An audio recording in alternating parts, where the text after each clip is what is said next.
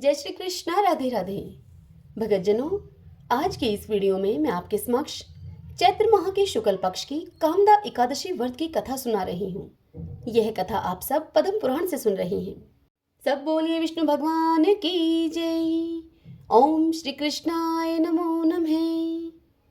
एक समय कुंती पुत्र युधिष्ठिर ने पूछा, हे वासुदेव, आपको नमस्कार है। अब मेरे सामने आप यह बताइए कि चैत्र शुक्ल पक्ष में किस नाम की एकादशी होती है। तब भगवान श्री कृष्ण युधिष्ठिर से बोले कि हे राजन, एकाग्रचित होकर यह पुरातन कथा सुनिए, जिसे वशिष्ठ जी ने राजा दिलीप के पूछने पर उनसे कहा था। राजा दिलीप ने वशिष्ठ जी से एक समय पूछा कि भगवान, मैं एक बात सुनना चाहता हूँ, चैत्र माह के शुक्ल पक्ष में किस नाम की एकादशी होती है। तब वशिष्ठ जी उनसे बोले कि राजन, चैत्र शुक्ल पक्ष में कामदा नाम की एकादशी होती है। वह एकादशी परम पुण्यमयी है। पाप रूपी ईंधन के लिए तो वह दावानल ही है। प्राचीन काल की बात है, नागपुर नाम का एक सुंदर नगर था, जहां सोने के महल बने हुए थे। उस नगर में पुंडरीक आदि महाभयंकर नाग निवास किया करते थे। पुंडरीक नाम का एक नाग उन दिनों वहां पर राज्य करता था। गंधर्व, किन्नर और अप्सराएं भी उस नगरी का सेवन करती थीं। वहां एक श्रेष्ठ अप्सरा थी जिसका नाम था ललिता। उसके साथ ललित नाम वाला गंधर्व भी वहां रहता था। वे दोनों पति पत्नी के रूप में रहते थे। दोनों ही परस्पर काम से पीड़ित रहा करते थे। ललिता के हृदय में सदा पति की ही मूर्ति बसी रहती थी और ललित के हृदय में सुंदरी ललिता का नित्य निवास था। एक दिन की बात है, नागराज पुंडरीक अपनी राज्यसभा में बैठकर मनोरंजन कर रहे थे। उसी समय ललित का गान हो रहा था, किंतु उसके साथ उसकी प्यारी ललिता नहीं थी। उस समय गाते गाते उसे अपनी ललिता पत्नी का स्मरण हो आया। अतः उसके पैरों की गति रुक गई और जीभ उसकी लड़खड़ाने लगी। तब नागों में श्रेष्ठ करकोटक नाग को ललित के मन का संताप ज्ञात हो गया। अतः उसने अब राजा पुंडरीक को उसके पैरों की गति के रुकने एवं गान में त्रुटि होने का कारण बता दिया। करकोटक की बात को सुनकर नागराज पुंडरीक की आंखें क्रोध से लाल हो गई। उसने गाते हुए कामातुर ललित को श्राप दिया और कहा कि हे दुर्बुद्धे, तू मेरे सामने गान करते समय भी अपनी पत्नी के वशीभूत हो गया, इसलिए अब तू राक्षस हो जा। महाराज पुंडरीक के इतना कहते ही वह गंधर्व राक्षस हो गया। भयंकर मुख, विकराल आंखें और देखने मात्र से भय उपजाने वाला वह रूप, ऐसा राक्षस होकर वह गंधर्व ललित अब अपने कर्म का फल भोगने लगा।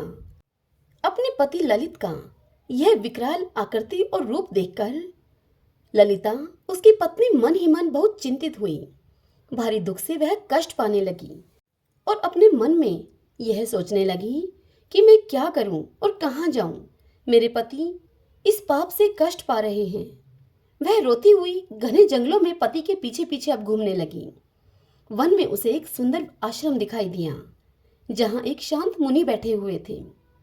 उनका किसी भी प्राणी के साथ वैर विरोध नहीं था। ललिता शीघ्रता के साथ उन ऋषि के पास गई और मुनि को प्रणाम करके उनके सामने वह खड़ी हो गई। वे मुनि बड़े ही दयालु थे। उस दुखनी को देखकर मुनि उससे इस प्रकार बोले। मुनि कहने लगे कि हे शुभे, तुम कौन हो, कहां से यहाँ पर आई हो, मेरे सामने तुम सच सच बताओ। तब उस ललिता ने कहा कि हे महामुने, वीर धनवा नाम वाले एक गंधर्व हैं। मैं उन्हीं महात्मा की पुत्री हूँ। मेरा नाम ललिता है। मेरे स्वामी अपने पाप दोष के कारण राक्षस हो गए हैं। अब उनकी यह दशा और अवस्था को देखकर मुझे चैन नहीं है। हे ब्राह्मण, इस समय मेरा जो कर्तव्य हो वह मुझे बताइए। हे विप्रवर, जिस पुण्य के द्वारा मेरे पति राक्षस भाव से छुटकारा पा जाएं, आप उसका उपदेश कीजिए।